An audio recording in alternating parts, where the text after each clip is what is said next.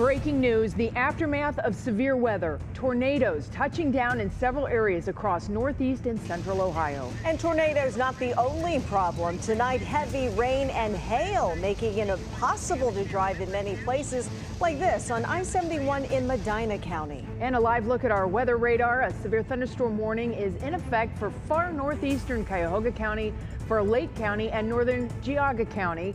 But even that one isolated severe thunderstorm warning, a very different story now than a few hours ago. It has been quite a night with a lot of severe weather ongoing. Good evening. Thanks so much for being with us. I'm Lena Lai. Russ has the night off. That's right. And new video and pictures of the severe weather that we have seen this evening over the last few hours have been coming in. First, we want to take a look, though, at what's going on. Here's the latest look at the radar. We have a new severe thunderstorm warning that was issued not too long ago for extreme northern Geauga County, for Lake County and northern Geauga County. This is a hail threat, and we are anticipating some pretty significant hail to be coming in, specifically around the Willoughby area right now. Radar indicating that hail is in excess of 1 inch in size, and we have seen some areas where the hail earlier tonight was upwards of 2 or 3 inches. The hail threat right now does appear to be right around Willoughby, and if we're going to track that farther to the east at about 50 miles per hour or so, that would impact areas like Menor and Chardon, Clarendon Township, and Huntsburg here as we go through the evening. So about 11:20 for Chardon, 11:23 in Clarendon, and 11:28 in Huntsburg.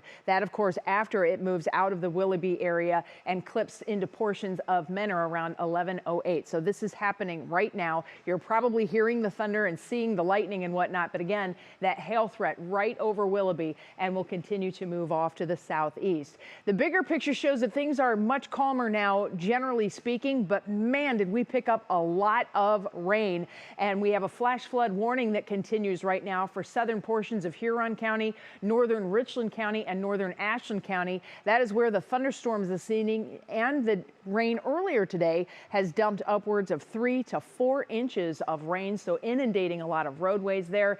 And meanwhile, we've had scattered thunderstorms farther to the east too that have also been dumping a lot of rain, upwards of 2 and 3 inch rain reports in places like Medina, Akron, and over to Kent. The radar shows you that over the last 4 hours or so, those thunderstorms came in from the west and have been working their way through. We now have some little scattered showers and storms that have been bubbling up here over the last 30 minutes or so. Let me stop the clock here and show you these little cells that are popping. These are not severe. These are just going to be gully washers, quick bursts of rain that come down. But by and large, the severe weather threat is over, except for that one storm that is to the east of Cleveland at this point. The main impacts from this evening's storms were really hardest hit out in western Huron County and northwestern portions of Richland County, specifically Willard and Plymouth. This is the area that we really started to hone in on the tornado threat. And indeed, we did have a tornado reported on the ground around 8 p.m. We had a very significant signature of this on the radar. And at this time, the fire department reported a half-mile wide tornado crossing State Route 103 near the Crawford County line, right at Richland County.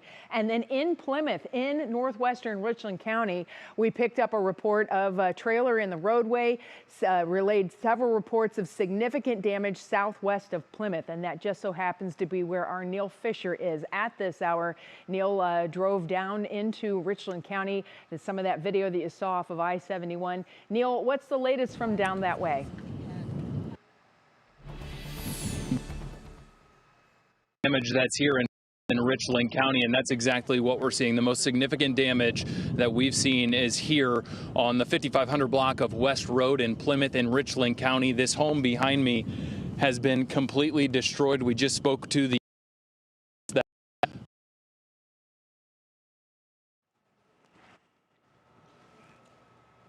All right, we're obviously having a problem with that. Okay. Go ahead. Go ahead, Neil. We can see you now. Okay. So we just spoke with the homeowner. She told us that her husband and their 2 daughters hunkered down in the basement when they started hearing the debris fly through their house. After it stopped, they came out. and their property completely destroyed. Their front porch is completely gone. Part of the roof and part of the chimney ripped off the house. All of their vehicles were destroyed. One of the cars even flipped on its top in the backyard. Plymouth Fire told us that all up and down West Road they have seen damage. The Richland County Emergency Management Director Rebecca Owens told me that luckily no one was injured. Plymouth Fire tells me that the Red Cross helped 10 people along this stretch of West Road in Plymouth in Richland County. Again, the tree, you can't even see it right now because it's dark, but it is just split in half. Again, this home is severely damaged. It's one of 5 that the Plymouth Fire Department tells me has been damaged from this tornado. Like you mentioned, the Plymouth Fire Department told us that they saw the tornado and waited until it passed, and then they scanned the area and realized this was the hardest hit area. Reporting live in Richland County, Neil Fisher, 3 News. Yeah, once you see the tornado, it's too late. So certainly great to hear no injuries this evening. But that damage is pretty nasty. I did tweet out some pictures from the Huron County EMA of that damage, and certainly there will be a lot more that we see tomorrow morning once daylight happens. That damage is extensive, and the pictures are definitely still coming in from other parts of the state where a different part of this whole overall storm complex barreled through. Our Bree Buckley joins us now live with more. Bree, where are you? Bree, what do you have for us? Yeah, Betsy, Lena, the images out of central Ohio are just shocking. They show mobile homes left in pieces. If you take a look at the photos, this is from Indian Lake. That's about an hour and 20 minutes northwest of Columbus. The Logan County Sheriff's Office reported that mobile homes were damaged, which it looks like that's what you see there. And some of them were completely destroyed with reports of people trapped. I usually live down in that area, and Indian Lake is a popular summer vacation spot with cottages and boats, and typically people there in the summer just having a good time. ODOT says tonight instead it's using snow plows to remove trees from the roadways. Of course, this comes just about 2 weeks after 9 tornadoes were confirmed in central Ohio. No injuries were reported, but multiple homes were damaged or destroyed. Helena and Betsy, I imagine, as you mentioned, Betsy, that we'll see much more images as the daylight comes up and people get to see what happened. Yeah, certainly a scary night for a whole lot of Buckeye State families. Yeah. All right, Bree Buckley reporting for us tonight. Thank you so much.